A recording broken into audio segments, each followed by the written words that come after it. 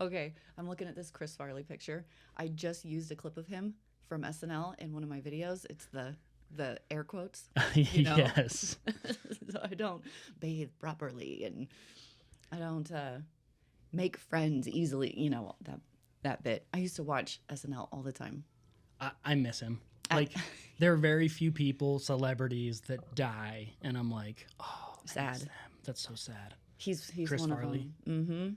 Mm-hmm. I'm maybe not the greatest parent, but I watched Billy Madison with our kids the other day, and I had to fast forward through some parts for him. Yes. And Chris Farley's the bus driver. Yeah. Those dang kids. I just had my older two watch Wayne's World. Oh yeah. Just recently, because Dave and I are Wayne and Garth for Halloween. Yeah. So it wasn't as bad as I remember, but I did fast forward a little bit. I'm not overprotective, but Yeah. but you know, I'm careful with what I bring in the house. And he's the security guard with the random information. He has such a short clip in that movie, but it's so funny. Yeah, he was great. Yeah, really brilliant. Yeah. Rob Lowe. I love him. So he was on a podcast, I believe it was with Joe Rogan. Mm-hmm. And he said every single time that he was with Chris Farley, Chris was high. Yeah, I believe it. Not one time was Chris not high, which is sad because he probably had some like major demons in his life, you know, stuff he's going through. Usually drug addicts aren't just doing it because they really love the drugs. Mm-hmm. There's something deeper there. And then for him to just die so early. I don't even know Just how sad. old he was, but he was so I young. think he was in his 30s. Mm-hmm. Yeah. I saw a clip, one of those late night shows or whatever with him and David Spade. Yeah. Like early on their SNL career. And it was obvious that Chris Farley was way over tripping big time. Yeah. He was just all over the place. I mean, he's really funny. I don't even know what he took. I don't just know either. know it was I'm drugs. sure like cocaine and heroin at I have least. no like, idea. You know, they talk about 8 Ball. I don't know much about drugs. I should have researched drugs You before know we came what? into this. I actually don't know a lot about Yeah. drugs, so I couldn't say. I know all of the Joe Rogan drugs, like the mushrooms and Oh, all okay. that, but Okay.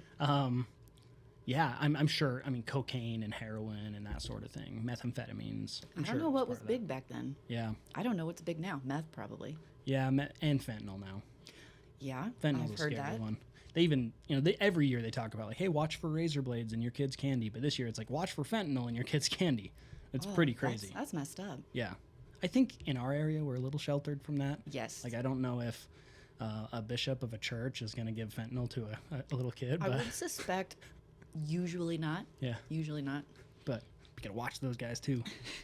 So You can't trust anybody these days. yeah, yeah. Well, that was a good Chris Farley chat for a minute there. Yeah, I do love him. I do too. The only, not to keep celebrities going, but the only other person that I could think of right now that if they died, I would be really sad is Joe Rogan.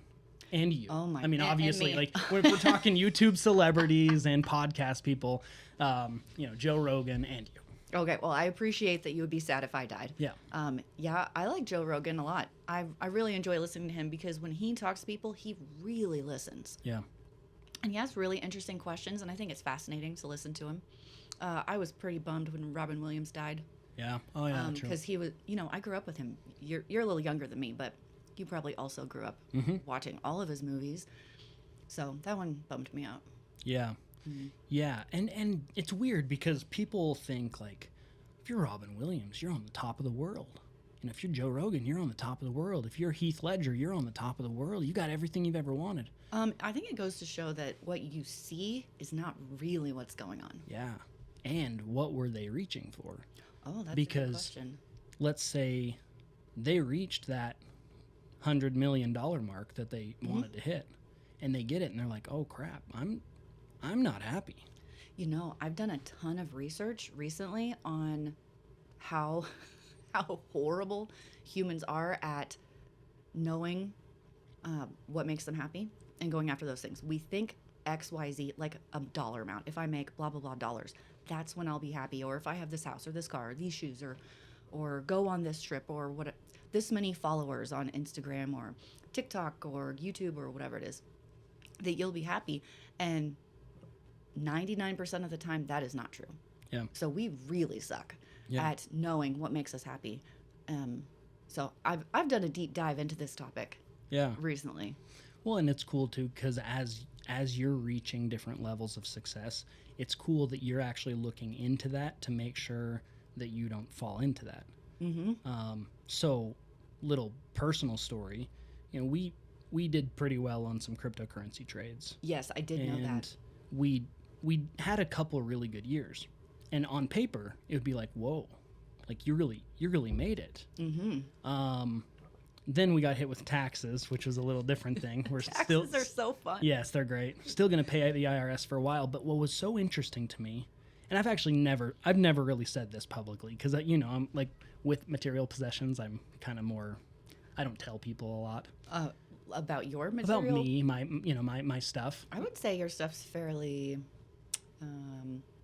unpresumptuous. Yeah. You're not flashy. Yeah. You're not flashy. That's what it is. Yeah. So I don't really talk about it much, but I guess I'm going to here. So we remodel our house and bought a small airplane. And, from the outside, it's like, man, they have made it. But I wasn't happy. Well, you weren't happy before or after the house remodel? No, I was happy reaching that level of success. And then we reached it. And I was like, where is it? Where is this that I've been searching? Like, I've been striving for this, and it's not here.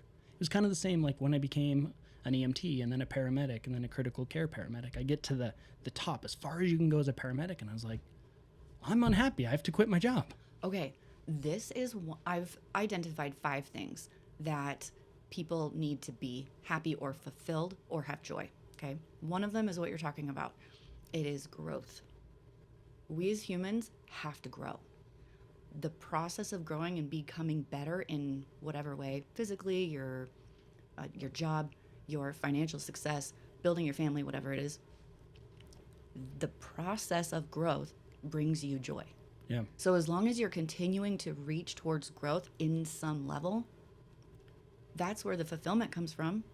Reaching the goal. It's not the goal. Yeah. It's not the finish line. It's the process to get to the finish line that brings you satisfaction. Yeah. So you were happy on the journey, but once you got there and it was over, you're like, well, now what? Yeah. And I put in a lot of effort to get there. I don't want to put in so much effort anymore. Maybe you don't put it in that area. Maybe you put it in a different area, but that's a key component into people's fulfillment in life. The people that are the most miserable are the ones that sit on the couch and like scroll on their phones. Yeah. They don't do anything. What are you actually doing to make yourself better? Yeah. Read a book, go make some money, start a business, make some friends, do something. Yeah. There's something so powerful about just, we all have value. Now, how can we add that value to the world? And not to get all into like school and what's good and bad with school, but we're really we're not taught to learn. We're taught to memorize, we're taught to regurgitate, but we're not taught to learn. And so when it comes down to it, even a kid graduating a grade, it's kind of like, what did I get out of that? I don't know, something that we could probably teach our kids a little. We're going deep. This is good stuff. I have noticed that with my kids. All my kids are in public school, and my oldest is a senior. We're doing college applications right now. My next one down is in 10th grade. We're heavy into high school and stuff. And they get good grades. They're good students. But man, for the most part, they cannot problem solve. Yeah. They can't write an essay. They can't read a book and do a character analysis very well. They can't look at a problem and find the simplest solution. They can't express a thought concisely. So as I've been watching that, I'm trying to coach my kids in how to communicate better. These are, maybe not on paper skills, but you got soft skills that are really, really important. So I'm trying, but, it's a challenge. Being a parent's a challenge. Yeah, it's way hard. It's like you get to babysit them for 3 years, and then you kind of get to teach them some stuff, and then you have to actually parent. Yes. And it's like, wait, I was never taught how to be a parent. I was taught to be a babysitter, but I'm not taught to be a parent. Yeah. Where's that instruction manual? There's some good resources out there, and there's a book called The Power of Showing Up. I don't know if you've heard of that. I do know the concept, yes. Yeah, just really good. It's about attachment theory, and when I read that book, I'm like, oh yeah, I'm a good dad. Like that, which is cool to, just to verbalize a little bit. I don't know what makes you a good parent. What makes you a good parent? Ooh, I think this is what it is. When you raise kids, that other people can stand to be around, Yes. you have been a good parent. Yeah, Like I that. agree with that. Yep. Yep. Yep. Or raising productive humans. Yeah. Yeah. I think that's good And too. in order to be productive, they usually have to be able to have some sort of social. It's really hard to do. Yeah. So really quick, going back to just success levels and everything, and kind of reaching that point, and then getting to, well, quick example. There's Lex Friedman. He's a podcaster. He was interviewing kind of a master jiu-jitsu guy, and he's trained just tons of elite athletes that win. And Lex Friedman is a high-level MIT guru guy, and he said there is this scientific correlation with winning and depression. As soon as you go win that gold medal, you are instantly depressed because you go, Now what? now what? Which is what we were talking about. Have you felt any of that in coming up through your YouTube years? Probably earlier on when I was highly focused on numbers. How many views, how many subscribers, how many, you think if I get to 100,000, you get the play button. Then I'll know I've done something. But the goalposts keep moving Yeah. because there's always someone bigger. There's always someone that's more creative. There's always someone that gets more views than you. There's new people coming up every day. So I'd say the last year, I've taken a step back from the numbers. On any given day, I don't know how many subscribers I have. A general idea. I don't know. I don't know how many views a video gets. I don't know how many likes it gets. I don't know how many comments it gets, because those things just make me crazy. Yeah.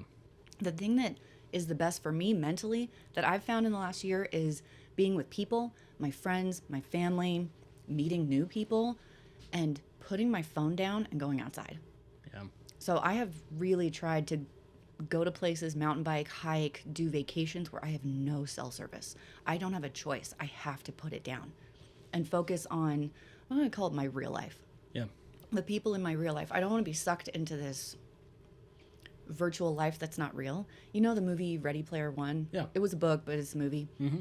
So I enjoyed the movie, just FYI, but my dad hated it because the fake world became more important than the real world. Yeah. So I do see the correlation there, and I think that's really, really important to distinguish that the internet, social media, while fun, it's what I do. Yeah. It's not real life, right? My kids, my friends, my husband, my sister, my mom, my brother, that's my circle, that's my group, right? Yeah. And I can't ignore what's right in front of me for a virtual life. It's so important. I can't stress it enough, like how important it is sometimes to just put the social media down. Yeah. Well, and still talking parenting a little bit, that's, you say, what makes a great parent? That also makes a great parent. Teach your kids what the real world is. Mm-hmm. A lot of times, they really don't know. So I'm unique in the fact that I don't allow my kids to have cell phones until they drive. It's more of a safety issue. And they don't have any social media. Yeah. Haley's allowed to have Pinterest and Strava. Oh, yeah. But she's not on Facebook. There's no Instagram. There's no Snapchat. No TikTok. No YouTube account. Zero. There's a few of them. I was like, if I find these apps on your, like these social media apps, I will take your phone and break it. Yeah. And you will not get it back.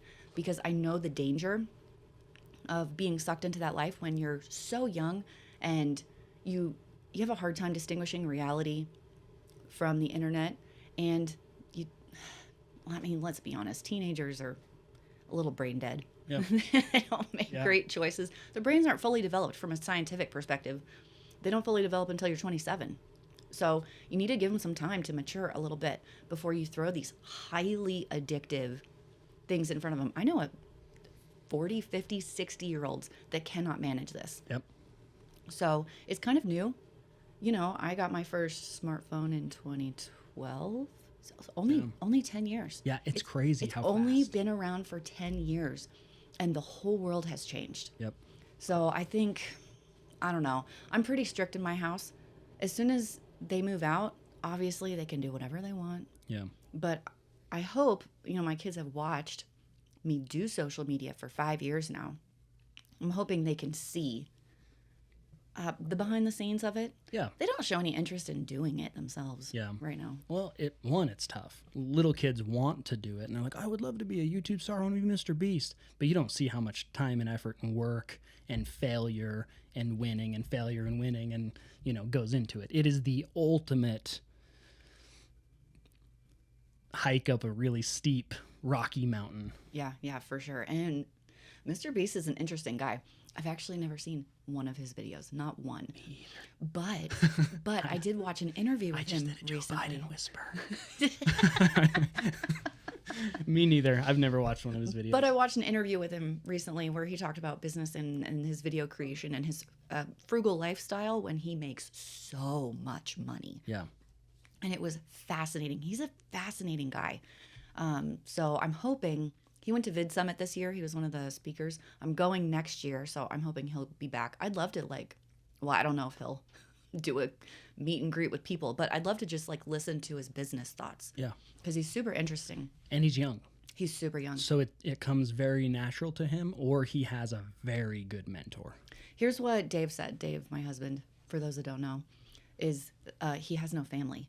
Okay. Which is why he can basically live in his studio. Yeah. And I think he has a girlfriend, but he doesn't have kids or a ton of responsibility, which gives him the freedom to invest all this time and all this money into this project that he has, of creating all of these things. My kids keep cramping my style. Kids, I could be so much bigger if you didn't. Do you know what I could do if I didn't have to take care of all these people? If I'd only known. That's a joke, by the way. That's a joke. Oh man, it's a joke. It's a joke. Sometimes people take me seriously, and I'm not being serious. Yeah, well, that's honestly what I like about these, and I regurgitate a lot of stuff that Joe Rogan says, just because he's like the podcast master. I've probably listened to every single one of them, but he's like the long form conversations are where it's at. And for a while, I would listen to a podcast and I'd be like, get to the point, guys. But now I listen to it. That same one with Lex Friedman that talked about getting the gold medal and then getting depressed. Him and the guy, the master jiu-jitsu guy, they talk for about an hour on whether a bear, a lion, or a jaguar would win a fight. And so you're an hour into this, and you're like, I have wasted an hour of my life listening to this. But you really didn't. You learned about muscular hypertrophy in animals, and you learn about, you learned all this stuff. What conclusion did they come to? I haven't listened that far. Okay, you didn't even get to the end. Didn't get there, yeah. But then the other thing is you just learn little things in life on podcast, long form conversation. I listened to Rich Roll podcast with Robin Arzon. I don't know if I'm pronouncing her last name correctly. She is one of the top Peloton instructors. Oh, cool. She is endlessly fascinating. So if you haven't listened to that specific episode, go do it. I think it was 2 hours long. I was glued to my seat. Yeah. I could not stop listening to it. She dropped 100 truth bombs that hit you in your soul. She's just so fascinating. And all they did was chat about all kinds of stuff. Oh, I couldn't get enough. I almost want to listen to it again. Yeah.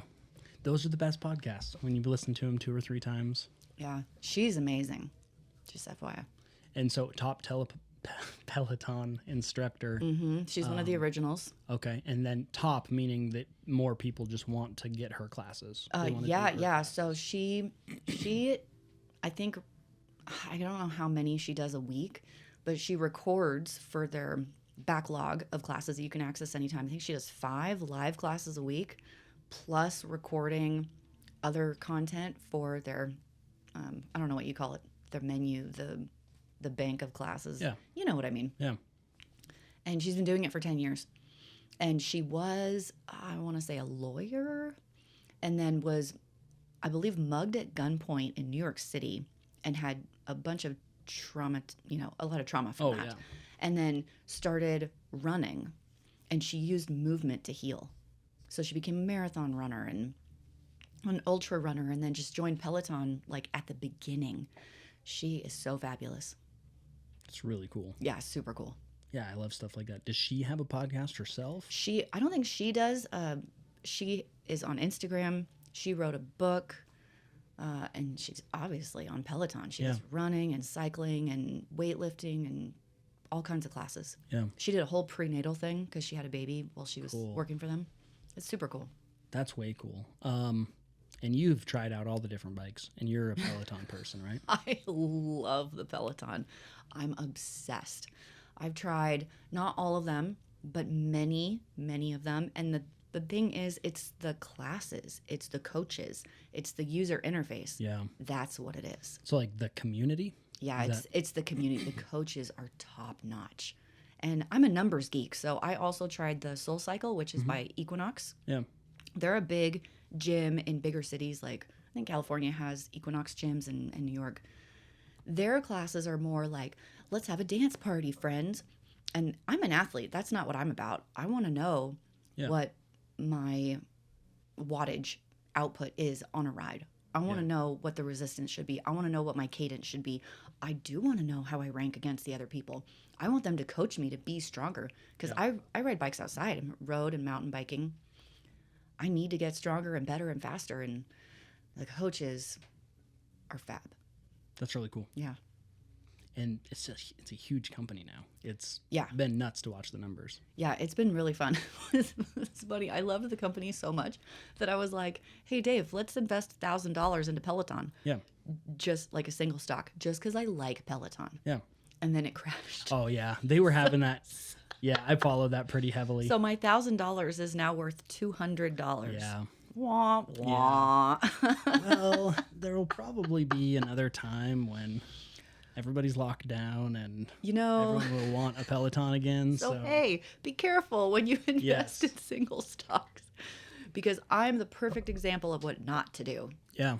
Well, but you learned from it. an And an $800 mistake next time. $800 mistake. At least it wasn't more. Exactly. It could have been worse. Yes. Yeah. You could have bought 2 stocks or 3. Oh, I could have lost more than $800. Yeah. But it's all learning. Yeah. I mean, that's it.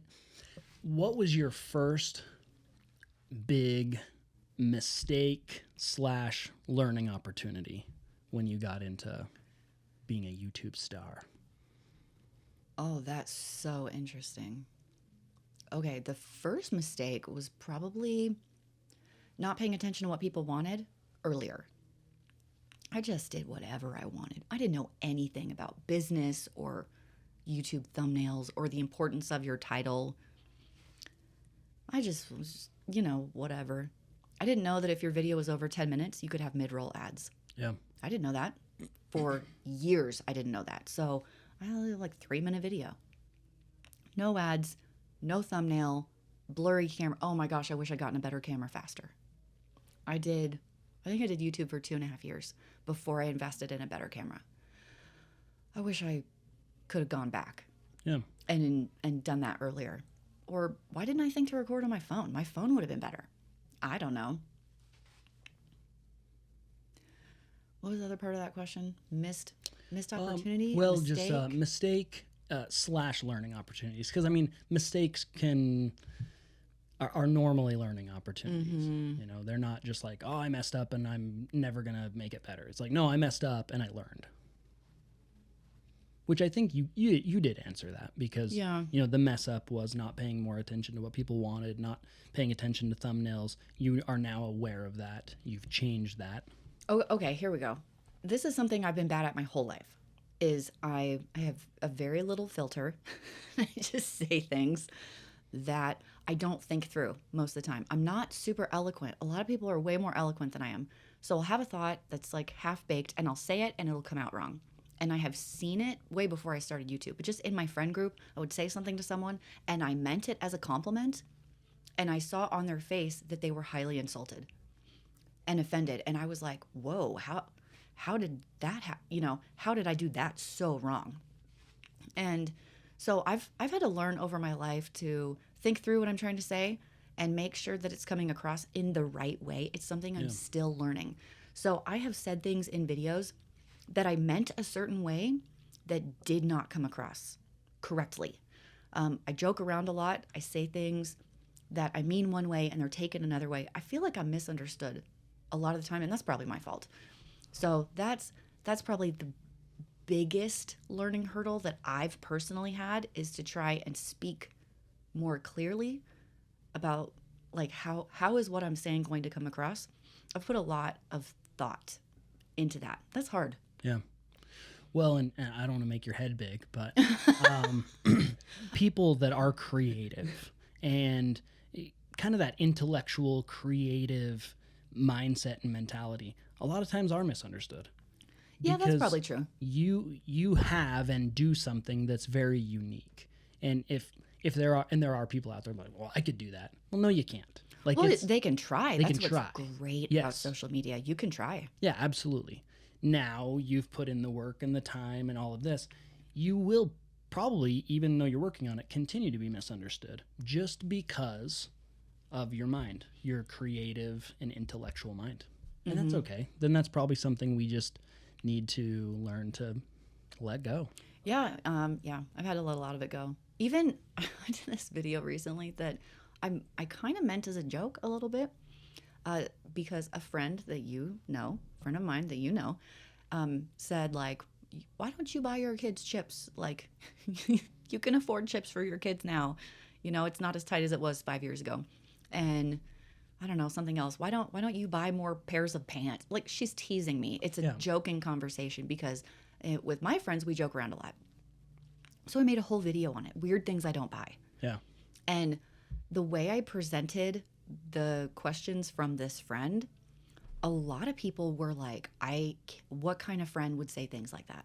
Yeah. I was shocked at how many people said that exact thing. And I was like, wow, I did not present that correctly. Interesting. At all, because it was a hilarious conversation. Yeah. Teasing between friends. It didn't mean anything. But I was like, oh, that could be a fun video. Yeah. But it just how it comes across. It did not. That's it so tough. did not come across right at all. So I'm still like, wow, I really messed that one up. Even text messaging, though. You know, you'll text message something, and it's like, this makes complete sense in my mind, and then they're like mad at you. My like, Wait a daughter says I'm a dry texter. She's like, look at these texts you sent me. Look at them. Mom, I need emojis. I need to know exactly what's in your head. So I'm trying to use GIFs now to like portray that I'm joking about stuff. This is stuff we didn't have to grow up doing. No, I did not grow up with this. So this had popped into my mind, and you were talking, so I didn't want to cut you off. You know. Oh, thanks. I appreciate that. So we were talking about kids and social media and everything, and our kids don't have social media, but their friends will send them like memes and stuff. So it'll bring them into Instagram, and it'll bring them into TikTok, and we kind of regulate it, and we want to be careful and stuff. And our oldest one came up to us yesterday. He's like, "Look at this! This is hilarious." Your oldest is Lincoln. 13. Yeah. Okay. Yeah. He's 12. Oh, he's Sorry. 12. Oh, I have to he's think of so this tall. stuff. Oh my gosh. Oh crap! He's probably 13, and I'm a terrible father. Yeah, I have no you idea. are a terrible father. So he's the same age as Tyler, right? yeah. Yeah. I just don't think he's a teenager yet. I think he's 12. Okay. What grade is he in? He's in the junior high. Is he in 7th or 8th? 7th. Okay, he's 12. Okay, that's what I was thinking. Yeah, you're right. All right. I'm so on the spot.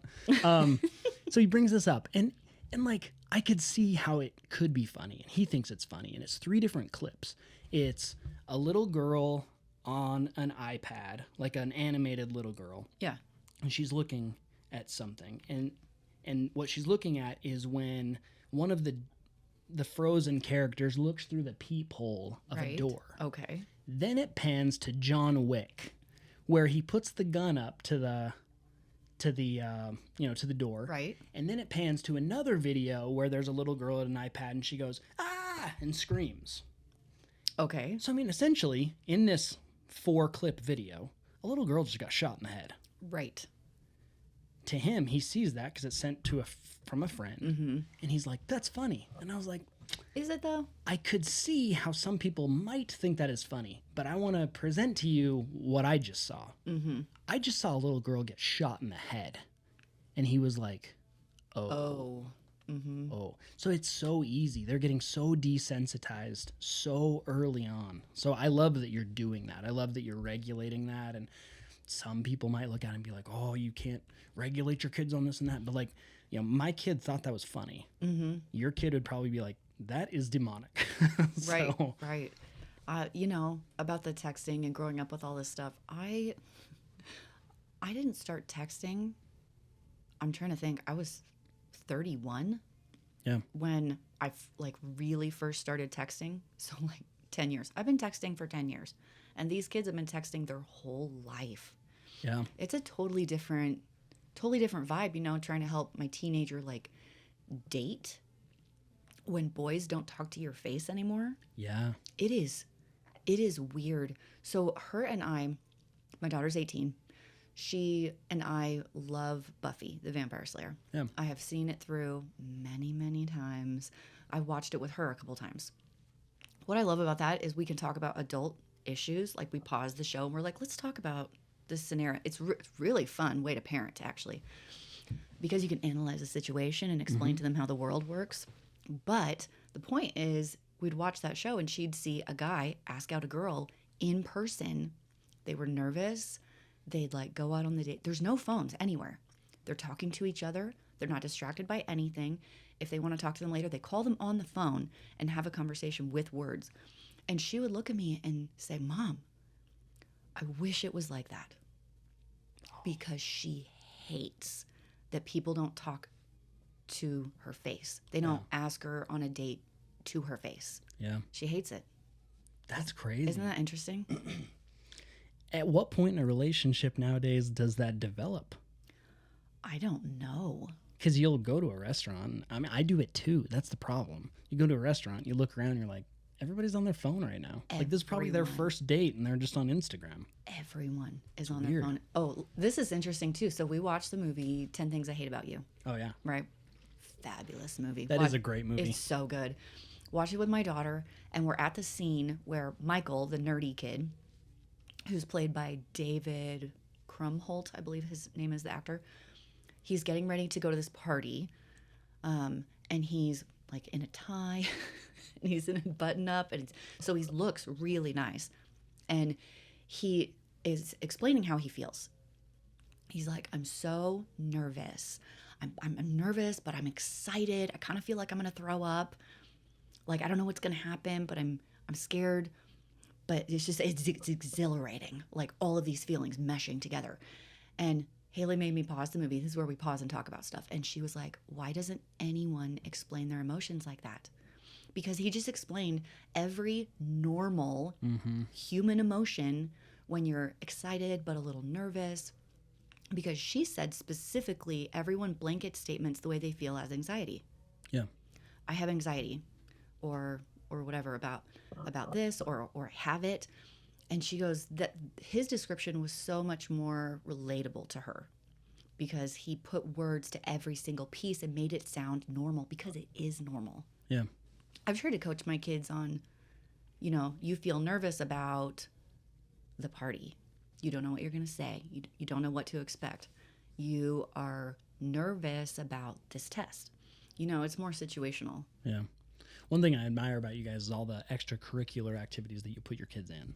You know, gymnastics. Oh, you admire and all that. Yeah. Sometimes I want to give it all. Oh, me too. Oh I mean, gosh. we're there with you. I have to, every Wednesday I bring them to Fat Cat's Arcade because that's how I can bribe them essentially to just happily go do all the stuff that they do. Do you guys play the arcade? Yeah. Yeah. I mean, arcade, okay, this could go deep. Arcades are stupid now. They used to be where you actually had to go and you'd throw the ball and, you know, get it into the hole. The little or ski ball yeah, thing. ski ball, that Yes. sort of thing. Well, they don't want to do that anymore. No? They want to press the button Oh, no. and watch the coins go down and then press more coins out to you to get tickets to go. And Not even playing Mortal Kombat? I know. Finish him. Do you remember that? Yeah. Yeah. Yeah. That's like why the world is what it is today. No more Mortal Kombat. That's why. It's just crazy to me. Anyways, going back, Yeah. we motivate them to do that because we know how good it is for them. Mm-hmm. Like our middle one, he goes through all of those emotions in one day of going to practice. Yes. I don't want to go. I'm scared. Kids make fun of me. Go to gymnastics. No one really made fun of me today. I got a new skill. I feel good with myself. I'm really tired. Go home. Hey, how did you do? It was really hard. Good job. Like, it's all of it in one day, and he gets it 3, 4, 5 days a week. Right. There are so many things you learn as a child from doing sports in your child and teenage years growing up. If you do sports growing up, you have learned so many more skills that are they're not about sports. They're about life. So it's something I really push all my kids to do, at least one thing that's active. I don't care what it is, but you're going to do something. Yeah. Have your kids ever done jiu-jitsu? Andrew did some form of martial arts. I can't remember exactly what. When he was 10, Andrew's very uncoordinated. Yeah. So really the only sport that works for him is mountain bike. That's awesome. Like, he has tried every sport. Yeah. They're all not good. Yeah. I thought he could run. You go in a straight line. Nope. Nope. Clunking down buddy, the track. Nope. Are you chewing bubble gum? Nope. Yeah, he's the, hey, Mom. He's not competitive, really, but he does love mountain bike, and he's pretty good at it. That's really cool. Pretty good at it. So we did try that one with him. Maybe I should get Ryan into that, because Ryan is, we're having a hard time finding one that's sitting well. How old's Ryan? He's almost 11. That's a good age. I would say gymnastics and jiu-jitsu are by far the best things. But, I mean, it has to be kid-specific, right? So Right. if Andrew, gymnastics, jiu-jitsu is not going to work, mountain bike's great. But the self-defense and the discipline that comes through jiu-jitsu, I've been blown away. And then the life skills. Like, my coach is 20-something. And I sit there, and it's about an hour and a half class, because you do 45 minutes of him teaching and then 45 minutes of rolling is what they call it, where you're practicing. Yeah. And I leave, and I'm like, I just had a stoic philosopher lesson. Right. And the kids get it, and they leave, and they're like, listen what I learned from Seneca today. I mean, it's not, it's their coach, Right. but, I pretty much talked with Hippocrates today. I think martial arts is fabulous. Yeah. It's really, really cool.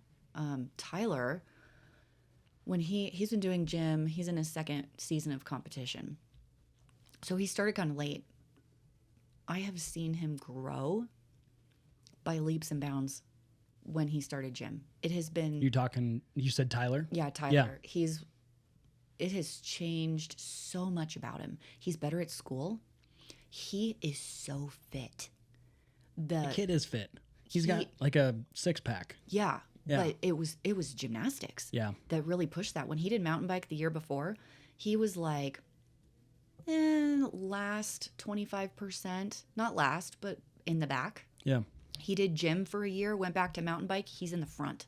That's awesome. He's in like top 5 across the state. He is whooping his older brother's butt. That's awesome. He didn't even bike anymore. It's all gymnastics. Yeah. I couldn't believe it how much it transferred over. Maybe his work ethic. Yeah.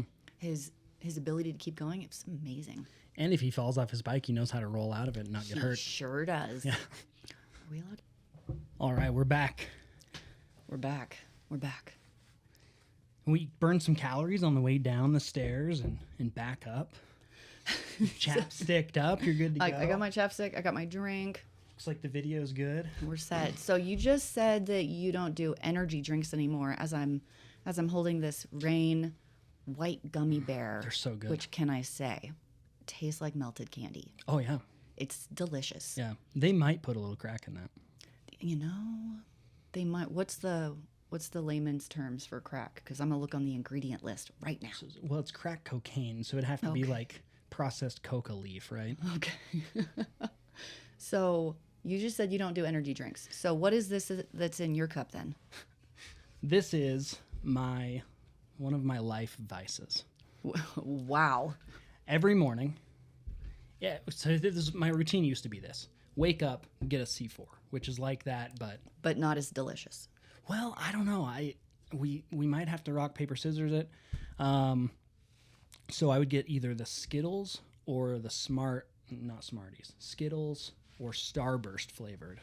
Okay. C4. C4 makes me jittery. Yes, that's actually what I liked about it. I feel like someone needs a defibrillator in Yeah. the building if I'm going to drink one of those. Yeah. What I started to find, though, is that shaky feeling mixed with the caffeine, mixed with nothing in my stomach except for that energy drink. Makes you crazy? Yeah, kind of. Yeah. It's like what happens when you get anxious and freaking out. Something happens in our mind, and then our body gets jittery and our heart goes faster. And so I'm kind of like, man, I'm recreating that every single morning. Mm-hmm. Now, I'm not saying this is better. So what is that then? This is a 44-ounce Diet Mountain Dew with sugar-free peach and mango. They call it the Diet Second Wife. Is this from Great Scots? From Great Scots, yeah. They have great drinks. Yeah, they're so good. Until someone got offended that it was called the Second Wife, and now they call it the Over Yonder. Why would someone get it? That's a hilarious name. I know. I'll still call it that sometimes, just to let them know that I'm an OG. So you get one of those every day.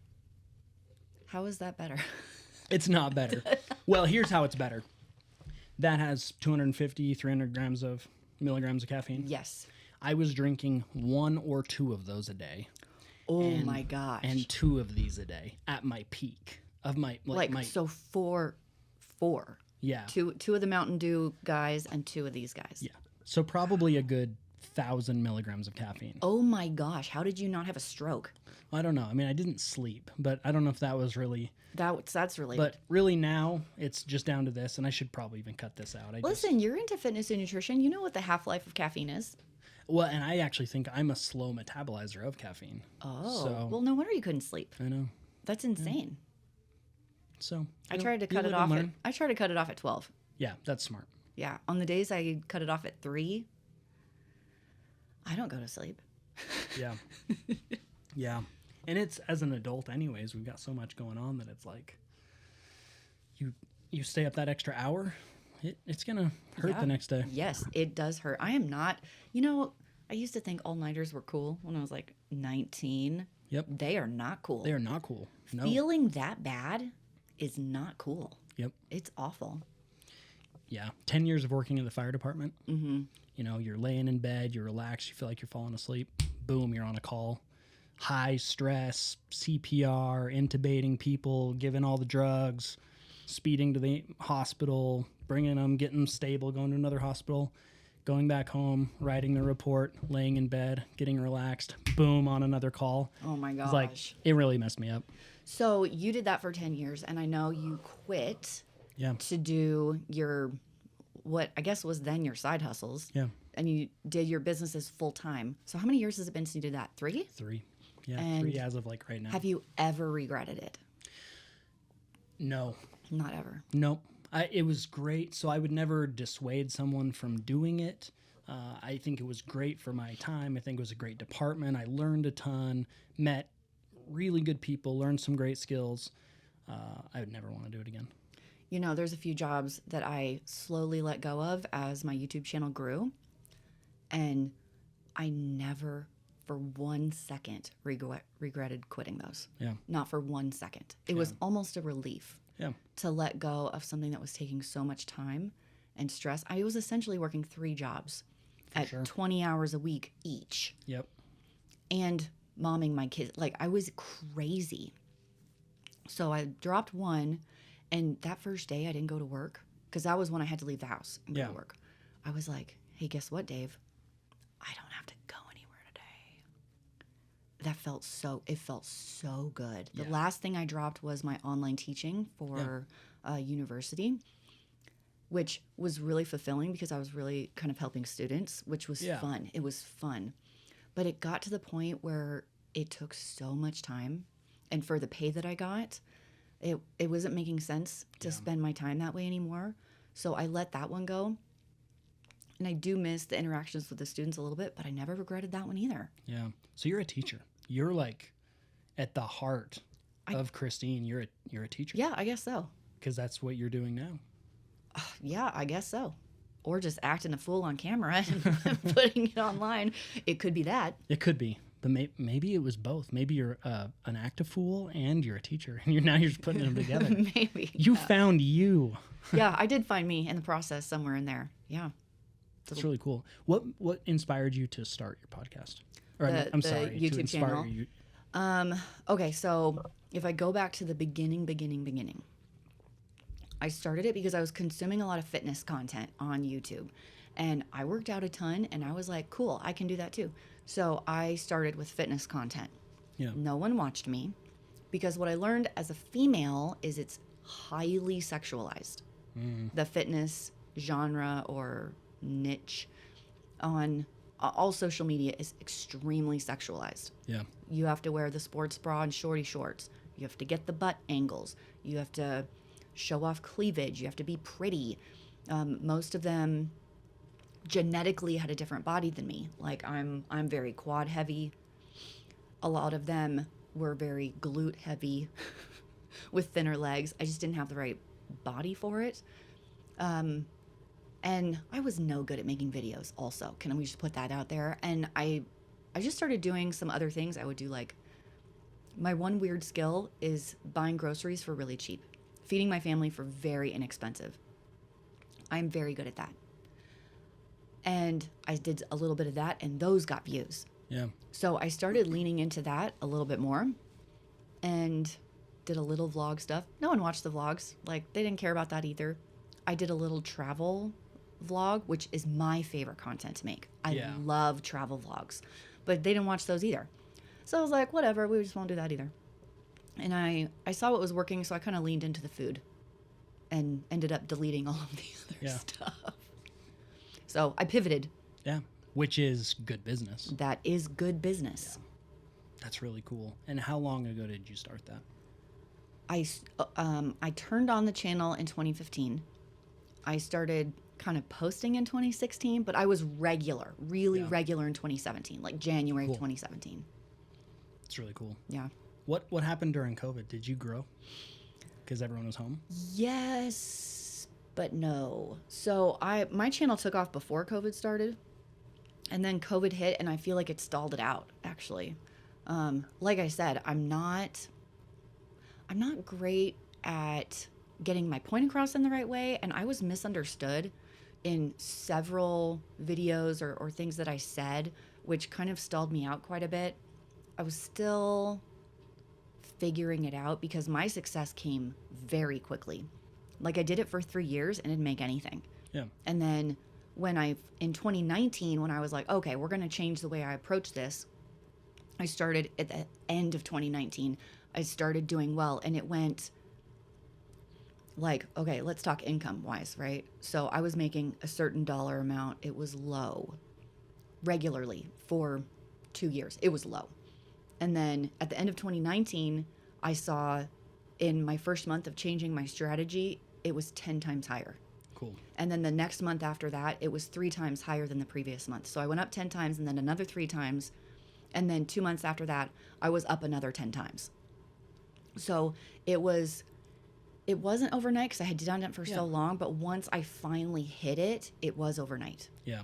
From a financial quote success point of view, and man, that messed with my head. Oh, for sure. For sure. Yeah. Dave and I were both like, what is going on? Probably all the emotions. Is this going to continue or is this going to stop or I don't deserve it, and other people do these jobs for so little, like how dare I, and like the world doesn't make sense to me, and like what's the best way to manage this gift, and there was a lot of conversations, a lot of walks around the block with Dave and I talking about money and how it makes us feel, and it made us feel icky for a long time, which I don't think is the point. But coming from, Dave didn't grow up affluent at all. I grew up, I'd say, solid middle class, but we didn't have anything fancy. I actually didn't know how much my dad made until I filled out the FAFSA form. Yeah. And then I'm kind of like, why don't we have more toys? Yeah. But I had a half sister, so my dad was paying child support, and the money goes, when you raise a family, it just goes away. Oh yeah. So, but Dave grew up quite poor. And he was a school teacher. Like, us together, we didn't make any money either. You worked at the fire department, you didn't make any money. Yeah. So we I don't know, I just didn't know what to do with more than barely enough. Yeah. because we dealt with barely enough for, so when was that? 2020. How long have we been married? 16 years. We had lived on barely enough for 16 years. Yeah. And so for it to flip overnight like that, it was a wild ride. Ooh, Dave Ramsey said it really well. He said our income grew faster than our ability to understand it. Yeah. And that is true. Did it kind of put in a little bit of an imposter syndrome? 100%. And how did you end up combating that? Oh, Or I still feel that Yeah. way. Sometimes I'm like, who am I? Who the heck am I? What am I even doing? Like, I don't, like I said, I'm just out there acting a fool, putting it on video, and sending it out into the world. So sometimes a little bit. The thing that's helped me the most is I'll get emails or letters, handwritten letters sometimes, of people saying, they kind of tell me their story and how my videos have helped them. That sounds dumb if you've seen my videos, because you're like, well, what has she had done to help anybody? But it's people who are going through a trial and they come to my channel because it's positive. Yeah. It's a positive place to be. I'm lighthearted. They don't want the seriousness. People who maybe didn't grow up with loving parents and they see that it is possible Yeah. to have solid, committed, loving parents who love their kids. Maybe they have no idea how to save money, and I've helped them look at money differently. They don't know how to cook. You know, they moved out to college. Maybe their mom died when they were young and they just didn't know what the heck to do. And I've helped them learn how to cook and not be scared of ingredients or the kitchen. Yeah. So a whole variety of things, but I know I really do help some people. Yeah. And that's really gratifying for me and makes me feel like, okay, I'm just not being crazy on the internet. Yeah. You know, I do help some people, and that helps me a lot. For sure. Feel like maybe I do make a difference to some people. Yeah. Oh, you definitely do. You have to. With the kind of reach that you're getting, there are people out there that need what you have. And you're filling that niche, and you'll always have the trolls and the people, but adding value. You're adding value. This is a really interesting conversation because you're a guy and I'm a girl. So we might look at this a little differently. But when I first became an online teacher and I applied, I did it at my husband's push. He was like, I really think you should do this. I think you'd be great at it. And so I went up, I did an interview, and I was in this training course. We weren't hired yet. It was part of the interview process. It was like a 2-week trial online teaching with all these other applicants. And all these other applicants had PhDs. They had been teaching in assorted fields for 20 years. And the whole time, I think this is something women do specifically. The whole time I was like, what am I even doing? I don't have any of these things that these other people have. What am I bringing to the table? And I really had a lot of self-doubt and lack of confidence because I was comparing myself to all these other people that did have all these things I thought would make a good teacher, and what the heck am I even doing? And I shared my self-perceived inadequacies with Dave often, and he was like, just be you. Like, that's the one thing no one else can do, is to be you. And maybe your students need you. They ended up hiring me and they gave me a chance. And I'm, to this day, forever grateful for that experience. I taught for 5 years online. And even when I started, that was kind of my beginning of making videos, because I made videos for my students. I did that before I started YouTube, because I felt like you said, I'm a dry texter. Like, the texting thing's new to me. I mean, you said you were a dry texter. Well, I did. I didn't say you that. didn't, but you know what I mean. Like, we're talking about Yeah. the texting thing. I'm better on video. Yeah. My personality comes through. My caring shows through. And I'm like, these students just see a picture and text. They need to know who their teacher is. So I started making videos for my students. And what was cool is I started a revolution on that platform, because all the other teachers followed me. They were nervous.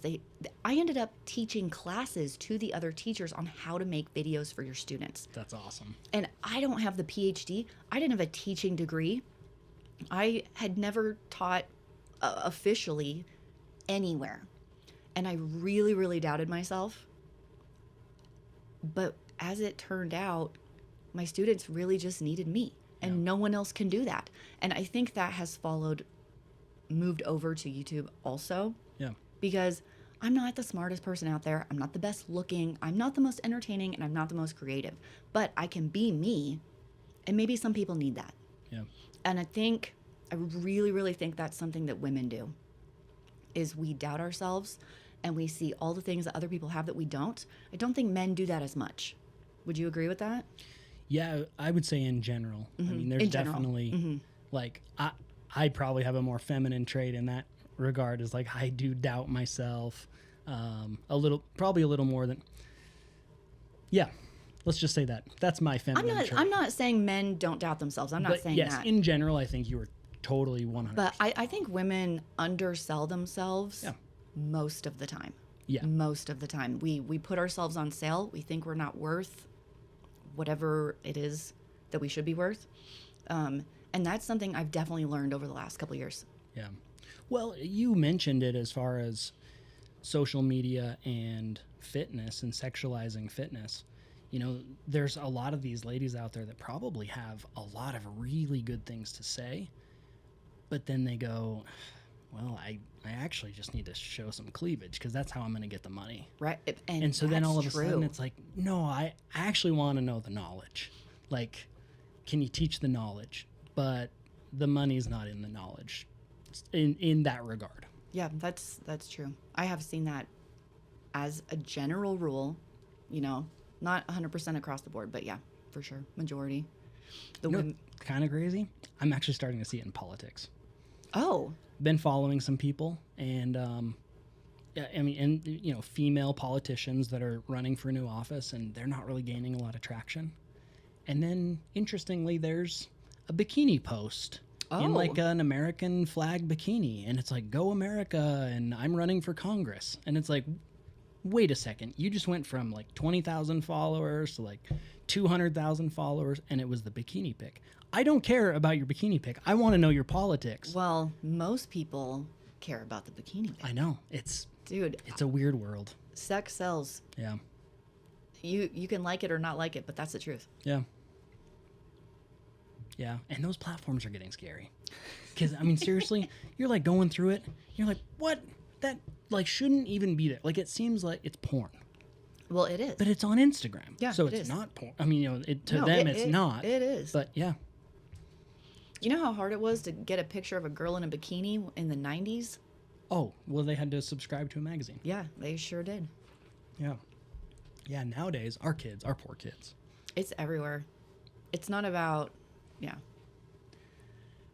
it's not about if they're going to see it. It's about when. And how soon. And how soon. They're going to be young. Yeah, it's They weird. will be young. Their friends at school are going to pull them into the bathroom with their smartphone and show them all the nude pics and video. Yeah. Well, my brother, this is a couple of years ago, he said it was, and this is just Idaho Falls. This isn't very far away. The trend was asking guys at school would ask girls to send nudes. Mm-hmm. And if you weren't the girl sending the nude, you were kind of the outcast. Listen to this story. You're going to die. This is my friend, a good friend of mine. Her daughter's 15. This is her school. This just happened. There a couple of guys requested nudes from like 200 or 300 girls in their class at the school. Private Instagram, right? It's just private. Just send it to me. Like 200 of the girls did it. Okay, so first of all, what is going on? Like, Yeah. what is going on? It's just so crazy to me. And then the boys, stupid, idiot, 15-year-old boys, okay, created a public Instagram account. No, it was a private Instagram account. Okay, put all of these pictures, posted them on this private Instagram account, tagged the girls on their Instagram account, and gave out the password to access it to all the boys in the class. That's crazy. It was horrific. So my friend's daughter is like coming home from school. She didn't participate in it, but she's in the bathroom with all the girls. Their life is over. Yeah. They're bawling. They want to quit school. They want to move to a new town. How can they ever come to school again? These poor 15-year-old girls. Yeah. Their life was destroyed And whose fault was it? I don't know. A couple of 15-year-old boys made a dumb decision. A bunch of girls, 15-year-old girls made dumb decisions. All of it, the whole thing was bad. The whole thing. Yeah, many poor decisions. But the fact that Instagram exists did not help the situation. No, it did not help. Yeah, I heard that story, and I just imagine, It just like, hurts. my daughter at 15, my son at 15. I mean, I have a 15-year-old right now. If that happened to my 18-year-old, she would never want to leave her room again. Oh yeah, yeah. Well, and boys are being exploited. You know, girls will send. How is it? They'll say like, "Hey, send me a D pic," Mm-hmm. and then they do, and they're like, "I'm gonna share this unless you pay me money." Okay, that happened to someone I know. That's crazy. That happened, not the boy. I'm friends with the mom that happened to. She told me all about it, and the kid was an idiot. He didn't know. That just happened to a friend of mine's kid. Yeah, yeah, and it actually happens a lot. I mean, And it happens all over the place. They were like, "Yeah, send me," and then instantly blackmailed him. What a lesson to learn at 15. For sure. Yeah, and for all of us. Yeah. I mean, there's even when the person writes you on online and says, "I'm the Prince of Nigeria and my family has $2.5 million ready to send you." Have you gotten that message? Oh, I've gotten Okay. weird emails like that. It's like, who would ever actually respond to that? But they're looking for that person. The people exist that will respond to that. So there's a bunch of scams going on YouTube right now where they steal my picture, my profile picture. They create a dummy account. It has no... If they go to the account, they can see it's fake. Yeah. Right? They use my name, they use my picture, and they start commenting on all the commenters. Chat me at WhatsApp. Here's the number. Oh, You yeah. won. Text me on Telegram, which I don't even have Telegram. I don't even know what that is. For your prize. They're all scams. Because they're like, send me your bank account information so I can send you your prize. That's Yeah. not me. But Yeah. they take my picture and my name and pretend like it's me. And so I get messages all the time. Hey, I got this thing. Did I win something? And I'm like, no. These are all scams, and I'm trying my best to report all of them, but they are constant. Oh, yeah. I get Well- three new bots Yeah. or whatever a week. Yeah, they're that's the problem. They're bots. They're not even people that They're are not doing people. it. How are these getting through? I have no idea. I don't either. Maybe we need Elon Musk as the Twitter owner. He needs to come in and block all these scams on YouTube. Yeah. Yeah, it's a weird deal. It's a weird world. But I think it's really cool how you have learned and are navigating this world. The world of YouTube, I'm talking. Well, I don't know how well I'm navigating it, but I'm in there. I'm trying. It's really cool. What's besides the people that will write you individually and say thank you, what else is the most rewarding part of it? Okay. So with the money thing, we don't take a lot personally as far as the money goes. We kind of leave it in the business and shift it in other ways. So we have a few rental properties. And all the people that we've rented to have needed a hand. Yeah. And it is so fun to be able to say, hey, your situation's not great, but I'll give you a shot. Yeah. Right? Sometimes people just have a bad situation and they just need a chance. And for a lot of people that need that, it's really hard to rent a place to live because they have a lot of regulations, really, really strict rules. And just being like a person who only has a couple of properties, I can pick people. I can handpick people. Yeah. And it's going to sound so dumb, but I kind of have a gut feeling. Yeah. No, not dumb. One of the people that we rented to, they, on paper, we had several applicants. On paper, they were the worst.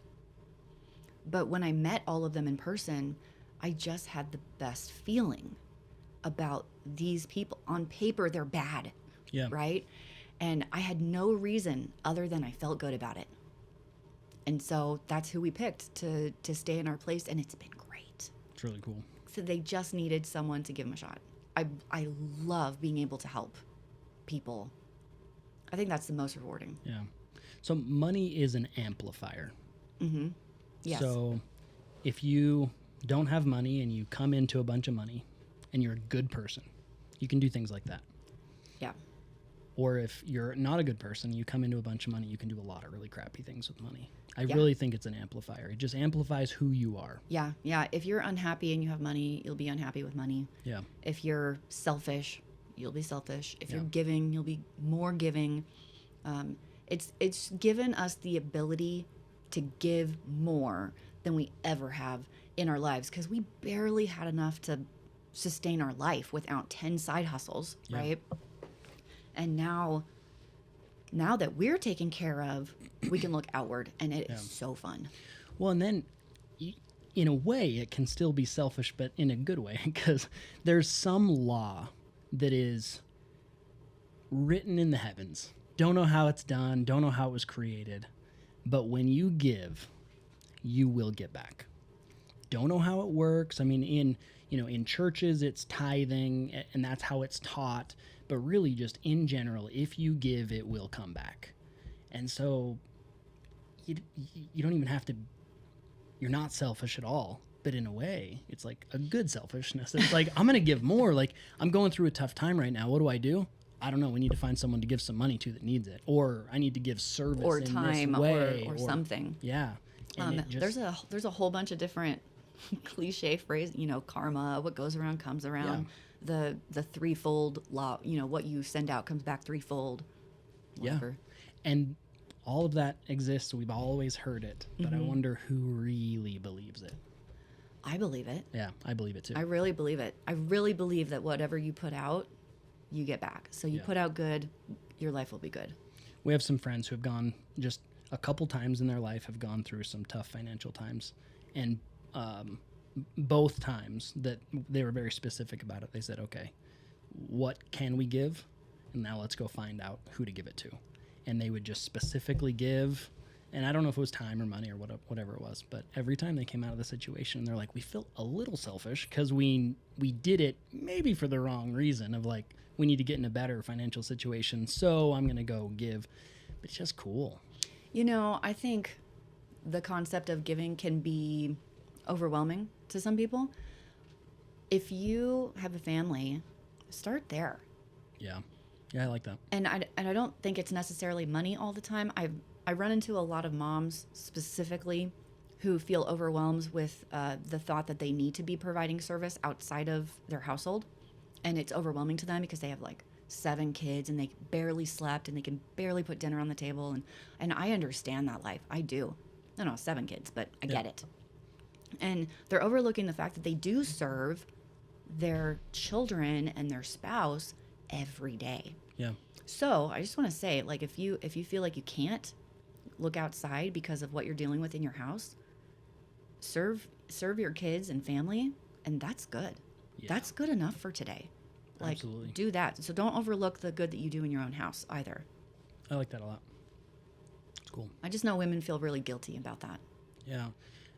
It's the traditional stay-at-home mom. Mm-hmm. I cannot even imagine how hard of a job that is.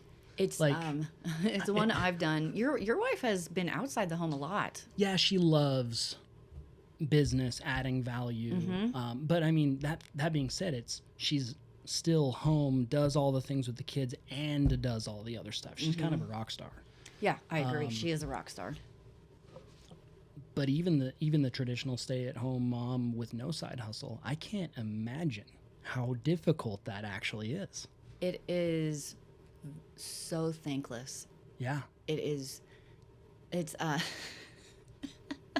okay, so this is for the men that might have a stay-at-home wife, like at home.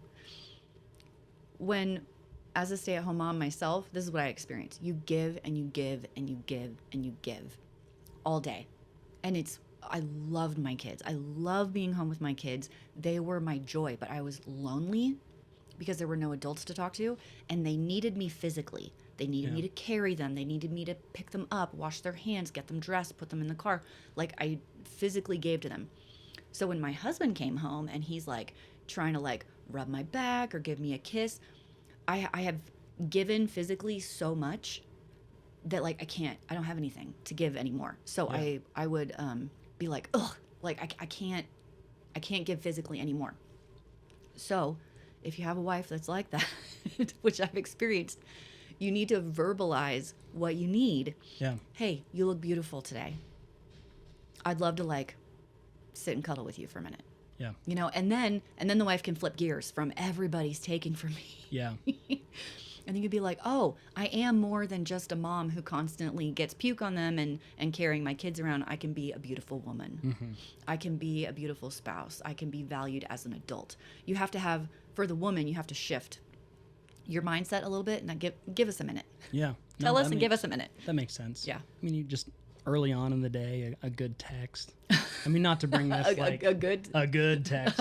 Yeah, not to bring this with emojis too far, but you know, it starts early, you know, too. So send a good text. A good text. But no, just also letting them know their value. Yes. Because if I'm put in that role for a day or a couple days, it is exhausting. It is. And she does it every day. Mm-hmm. And she runs other businesses and just all this stuff. I'm like, moms are superheroes. They really are. Mm-hmm. Yeah. That's awesome. Yeah. I'm glad that you do what you do. And thank you. That just serve that out to the people that you do and adding all the value that you do. It's really cool. And it's been cool just selfishly looking at it and being like, that's amazing, and that's possible, and that's cool, and just seeing you guys, it's been really fun to watch. I haven't seen the whole thing, but over the last couple years, you know, watching things grow, it's just been cool. I guess that's the best word for it. The fact that it's possible, to me, is the most amazing. You know, the thing I've learned the most. This is what I've learned the most. Is I've learned more about money. That sounds so dumb. But I was raised, and my husband was also, that you go out and you do a job. You do your 9 to 5. And for some reason, my husband's family, a lot of them were teachers. A lot of them are teachers. So he didn't know that you could do anything else. Yeah. And so we've learned about business. And I've met a lot of people, you included, that own and run businesses. And that is a whole other way of thinking. It's a whole other paradigm. Yeah. Is leaning into a business owner mindset versus I'm going to go work my 9 to 5 job mindset. Those are vastly different things. And I've been able to branch out and learn the business entrepreneur side. I don't think I would have ever learned all that stuff if I had not done this. Yeah. So my eyes have been opened to the potential of just being a business owner in any field, in any capacity, in anything you want to do. It doesn't have to be online or social media. I was talking to you earlier about house cleaners. Yeah. My mom has a house cleaner that comes and does her house. I have a friend that's trying to hire one. People are charging $50 an hour to clean houses. They're all booked. Yep. They're all booked solid. You want to make $50 an hour? Go clean someone's house. Start your own cleaning company and go clean houses. You can be the scheduler and take a percentage. You could pay your employees $20 an hour. That's still more than minimum wage. Take a cut for finding the client and matching you guys up. You do a good job, you'll be booked solid. Yeah. Well, what I love about it is what you've learned about owning a business. I'm pretty confident you could start any business now. I feel very confident that I could literally start any business and I would make it successful. I would crush it. Yep. Just because I understand how it works. That's probably the biggest thing I've learned. Yeah. That's cool. Yeah, my eyes have been opened. Yeah. Yeah. You took the red pill. I took the business owner red pill. Red pilled. Sorry, I thought that was blinking over there. Blue pilled? Red pilled? No, we don't want to be blue pilled. But yeah, thank you, Christine. I really appreciate it. Where can people find you? They can find me all over. I'm on YouTube at Frugal Fit Mom. I'm on Instagram at Frugal Fit Mom 6. I do have a podcast called Frugal Fit Mom. I have a website, frugalfitmom.com. I have recipes, mostly recipes there. I have a couple mini e-cookbooks you can buy. That's about it for now. That's awesome. Give it time. Now, give it time. There'll be more. There's going to be more. That's awesome. Well, thank you, Christine. Thanks, Tyler. We should do it again sometime. I'd love to. Okay. Have a good day.